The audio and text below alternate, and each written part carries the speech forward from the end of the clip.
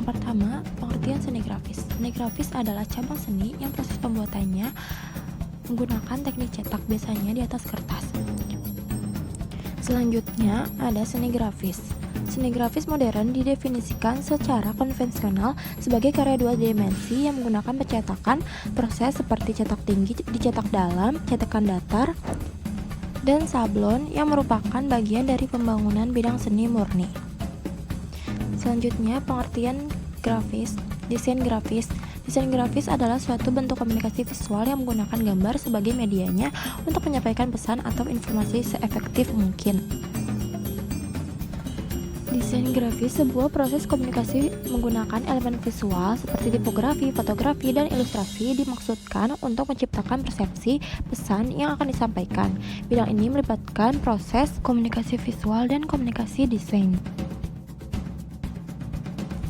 Desainer grafis membuat dan menggabungkan simbol, gambar, dan teks untuk membentuk representasi dari ide dan pesan visual.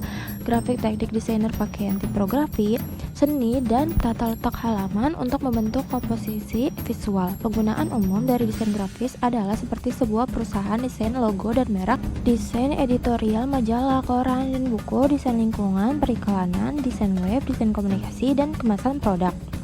Selanjutnya, jenis desain grafis yaitu pertama ada drafter, editor, layouter, art director, photographer, animator, visualizer, video editor, designer, integrator. Yang selanjutnya ada prinsip dan unsur desain grafis. Yang pertama, ruang kosong, yang kedua, keseimbangan, kejelasan, diri tim, kesederhanaan, tekanan, dan proporsi. Selanjutnya, 10 elemen desain grafis. Yang pertama ada line, form and space, warna, jenis, tekstur dan gambar, balance, kontras, continuity, pengulangan, dan unit. Selanjutnya, desain komunikasi visual. Desain komunikasi visual adalah cabang ilmu yang mempelajari konsep desain komunikasi dan ekspresi kreatif, teknik dan media untuk mengambil keuntungan dari elemen visual atau untuk menyampaikan pesan ke tujuan tertentu. Nah, tujuan atau tujuan informasi persuasi yang adalah mempengaruhi perilaku. Desain komunikasi visual pada dasarnya komunikasi visual, komunikasi grafis, dan periklanan memproses bahasa visual di media statis atau stasioner. Kemampuan komunikasi, tipografi, ilustrasi, fotografi menjadi faktor yang harus dikuasai.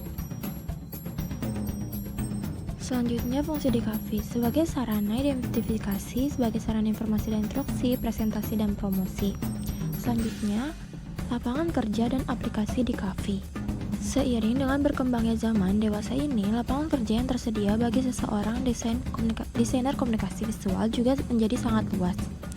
Beberapa aplikasi desain komunikasi visual antara lain sebagai berikut. Yang pertama ada simbol, logo, majalah, surat kabar, periklanan, katalog, brosur, poster, papan iklan, promosi, kalender, kemasan, dan lain-lain.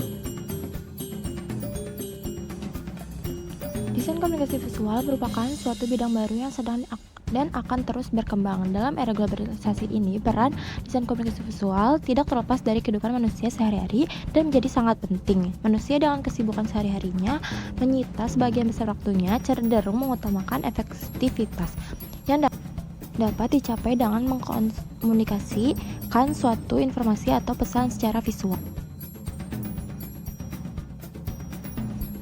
Seiring dengan majunya tingkat kecerdasan manusia, banyak di antara kita yang memiliki kecenderungan dan fasih dalam bervisualisasi. Desain pesan grafis, yaitu pembelajaran desain pesan adalah perencanaan untuk merekayasa bentuk fisik dari pesan. Desain massa adalah penerimaan pesan kepada sekumpulan orang atau manusia yang berada dalam waktu dan tempat yang sama.